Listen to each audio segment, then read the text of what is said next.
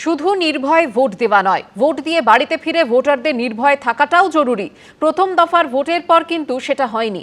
ঘণ্টাখানেক সঙ্গে সমান অনুষ্ঠানে এসে মন্তব্য প্রাক্তন পুলিশ কর্তা নজরুল ইসলামের। আমাদের গণতান্ত্রিক দেশে ভোটারদের বিনা ভয়ে বুথে গিয়ে ভোট দিয়ে বাড়িতে ফিরে এসে বিনা ভয়ে যখন থাকতে পারবে তখন হবে সেটা ভালো ভোট। আজকেও হয়নি, প্রথম পর্যায়েও হয়নি। দেখুন, আজকের ভোটের কথা যদি বলেন তো বুথের ভিতরে ইভিএমে টেপ লাগানো পাওয়া গিয়েছে, বুথের ভিতর থেকে এজেন্টকে বের করে দেওয়া হয়েছে সেটা পাওয়া গিয়েছে, বুথের বাইরে মারামারি করা হয়েছে এটা দেখা গিয়েছে, প্রার্থীকে আটকানো হচ্ছে বুথে ঢুকতে সেটা দেখা গিয়েছে, বুথের বাইরে বিভিন্ন জায়গায় জমায়েত হয়েছে। আপনাদের মনে রাখি এটা আপত্তি কেন যে ভোটের দিনে আগে যাতে 144 ধারা বলতো এখন 163 বিএনএস হয়েছে, সেই ধারা লাগু থাকে। তাহলে ওখানে আপনারা আজকে চ্যানেলে যেগুলো দেখিয়েছেন এক একটা জায়গায় 100-150 জন লোক কোথাও প্রার্থীকে আটকাচ্ছে, কখনো কাউকে তেড়ে যাচ্ছে, কি করে প্রশাসন এটা হতে দিল? এটা যেখানে হতে দেয় সেখানে খুব ভালো ভোট হয়েছে বলা যায় না। বেশ নজরুলদা, কিন্তু উল্টো ছবিটা যেখানে পুলিশ একেবারে শাসক দলের নেতা মন্ত্রী এমনকি কার্তিক বন্দ্যোপাধ্যায়কেও দেখছেন না, বলছেন 4 জনের বেশি নিয়ম নেই, উঠে যান। একদম কলকাতা পুলিশ এবং মেক নো মিস্টেক কোনো আইপিএস নন, একজন সাধারণ পুলিশ কর্মী মাথা উঁচু করে একাধিক ক্ষেত্রে এইভাবে যে কাজ করলেন রং না দেখে, শুধু শাসক নয় শাসক বিরোধী, দেখে এই কথাটা আমি মানতে রাজি না। কেন বলছেন? ওই পুলিশের লোকেরাও অবস্থা দেখে হাওয়া মোরগের মতো রং খুব ভালো বুঝেছে। যে মমতা বন্দ্যোপাধ্যায়কে গত 2.5 দশক ধরে রাজ্যবাসী দেখেছেন ভোটের দিন বিকেলে বাড়ি থেকে বেরিয়ে ভোট দিয়ে আবার বাড়ি ফিরে যেতে, বুধবার ভোটের সকালে তিনিই ঘুরলেন রাস্তায় রাস্তায়। ঘড়ির কাঁটায় বুধবার যখন সকাল 7:15 চেতলায় পৌঁছে যান মমতা বন্দ্যোপাধ্যায়, তারপর চক্রবেড়িয়ায় পার্টি অফিসের পাশে রাস্তায় বসে থাকেন প্রায় ঘণ্টাখানেক। অন্যদিকে দিনভর খোশ মেজাজে ভবানীপুরের এ প্রান্ত থেকে ও প্রান্ত ছুটলেন শুভেন্দু অধিকারী। মমতা বন্দ্যোপাধ্যায়ের পরাজয় শুধু সময়ের লোকতন্ত্রকে পুরো 12টা বাজা দিয়া। গতবার বিধানসভা নির্বাচনের সবচেয়ে নজরকাড়া কেন্দ্র ছিল নন্দীগ্রাম, আর এবারের ভরকেন্দ্র ভবানীপুর। 2 হেভিওয়েট প্রার্থীকে ঘিরে দিনভর উত্তেজনা, নজিরবিহীন নানা ছবি। আমাদের সব পোস্টার খুলে দিয়েছে, সব এইভাবে ভোটার টেররিজম করছে এলাকায়। উনি আজকে মুখ্যমন্ত্রী নন, উনি আজকে প্রার্থী। এই এলাকায় 99% ভোট বিজেপি পাচ্ছে। শাসক যেন বিরোধী আর বিরোধী যেন শাসক। যে মমতা বন্দ্যোপাধ্যায়কে গত 2.5 দশক ধরে রাজ্যবাসী দেখেছেন ভোটের দিন বিকেলে বাড়ি থেকে বেরিয়ে ভোট দিয়ে আবার বাড়ি ফিরে যেতে, তিনি ভোটের দিন সকাল সকাল রাস্তায়। যেমন গতকাল লাগছে যে অত্যাচার করেছে সারা বাংলা জুড়ে, আমি কিন্তু সারা রাত জেগেছিলাম। ঠেলায় না পড়লে বিড়াল গাছে ওঠে না, কোনো লাভ হবে না। কিন্তু কার্যত এতদিনের এই রেওয়াজ ভাঙতে হলো কেন মমতা বন্দ্যোপাধ্যায়কে? নির্বাচনে মানে বুঝতে হবে যারা কমপ্লেন করে তারা কোথাও তাদের মেশিনারি কাজ করছে না বলেই কমপ্লেনটা করছে। রাজ্যে এত মানুষ ভোট দিচ্ছে, ওনার যখন উনি ক্ষমতা এলেন তখনও এত মানুষ ভোট দেয়নি, এবারে দিল, তারা কি উন্মাদনার ভিত্তিতে দিল, এইটা ওনাকে কিন্তু যথেষ্ট ওনার উপরে ওনার উপর চাপ পড়ছে। এতদিন রাজ্যে যে কোনো ভোট হলেই বিরোধীরা কারচুপি, তৃণমূলের বিরুদ্ধে অত্যাচারের অভিযোগ তুলত।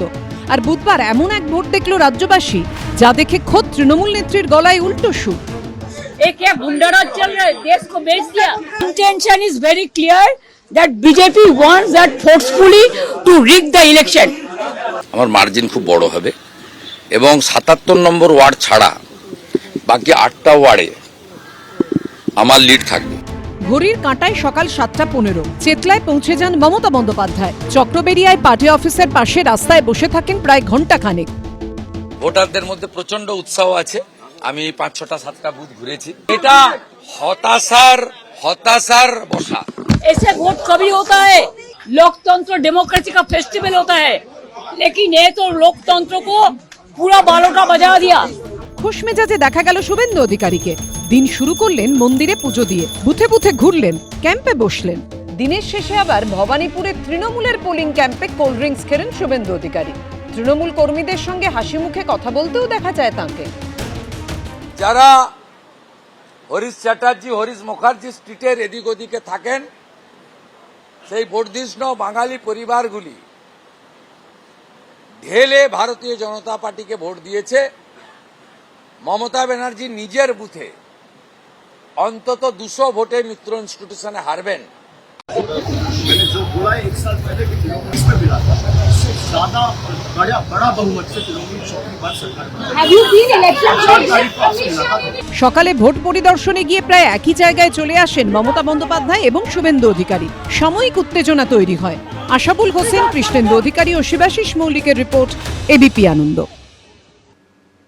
বিধানসভা নির্বাচনের দ্বিতীয় দফার ভোটে অন্য পুলিশের ছবি দেখল পশ্চিমবঙ্গবাসী। যে পুলিশের বিরুদ্ধে তৃণমূলের ইশারায় কাজ করার অভিযোগ তোলে বিরোধীরা, দ্বিতীয় দফার ভোটে সেই পুলিশকেই দেখা গেল একেবারে দাবাং মুডে। নিরপেক্ষভাবে আইন শৃঙ্খলা সামলালেন তারা। কলকাতা থেকে জেলায় দিনভর সক্রিয় ভূমিকায় দেখা গেল পুলিশকে।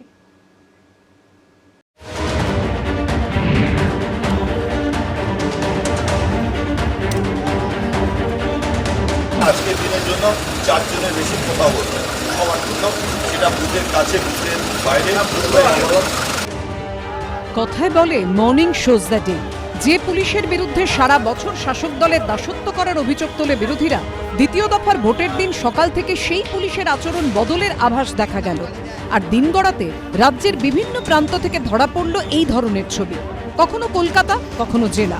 কার্যত দাবাং ভূমিকায় পাওয়া গেল পুলিশকে। নিরপেক্ষভাবে আইন শৃঙ্খলা সামলালেন তারা।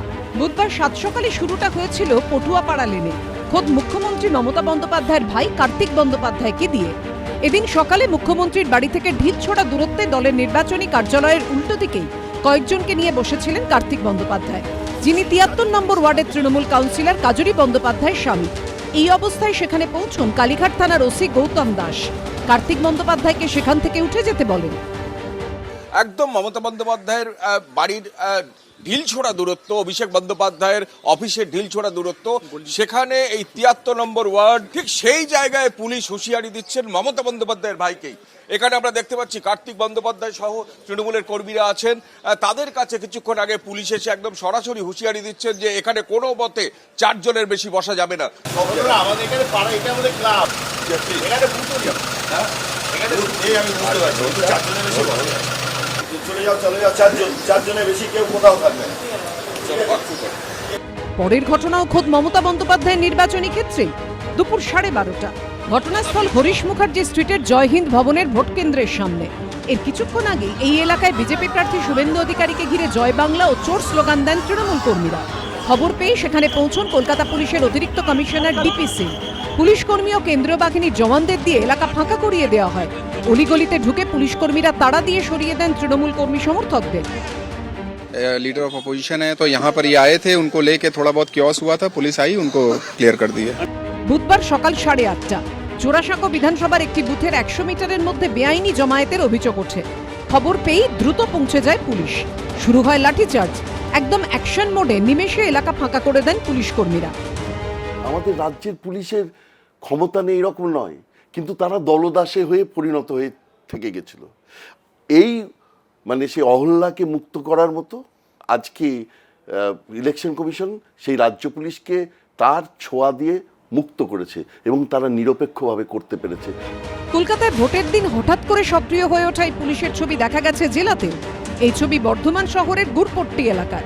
ভোটের দিন সকালে রাস্তার উপর চেয়ার পেতে বসেছিলেন বর্ধমান পুরসভার 21 নম্বর ওয়ার্ডের তৃণমূল কাউন্সিলর শ্যামাপ্রসাদ ব্যানার্জি। এর কিছুটা দূরেই ছিল বুথ। এই অবস্থায় বুথের কাছে অবৈধ জমায়েতের অভিযোগ করা হয় বিজেপির তরফে। আর তারপরেই সেখানে এসে হাজির হন 2 পুলিশ কর্মী এবং কেন্দ্রীয় বাহিনীর কয়েকজন জওয়ান।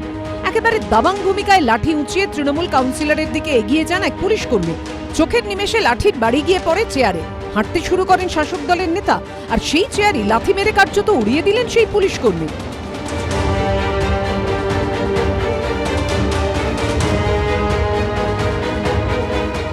দক্ষিণ 24 পরগনার ভাঙড়ের দিঘিরপাড় এলাকার 234 নম্বর বুথ পরিদর্শনে গেলে আইএসএফ প্রার্থী নওশাদ সিদ্দিকীকে দেখে জয় বাংলা স্লোগান দেন তৃণমূল কর্মীরা। তখনই হাতাহাতিতে জড়িয়ে পড়েন দুপক্ষ। খবর পেয়েই পৌঁছয় পুলিশ ও কেন্দ্রীয় বাহিনী। ব্যাপক লাঠিচার্জ করে পুলিশ। কৃষ্ণেন্দু অধিকারী, সুকান্ত মুখোপাধ্যায় ও কমল কৃষ্ণদের রিপোর্ট, এবিপি আনন্দ। এবিপি আনন্দ, এগিয়ে থাকে, এগিয়ে রাখে।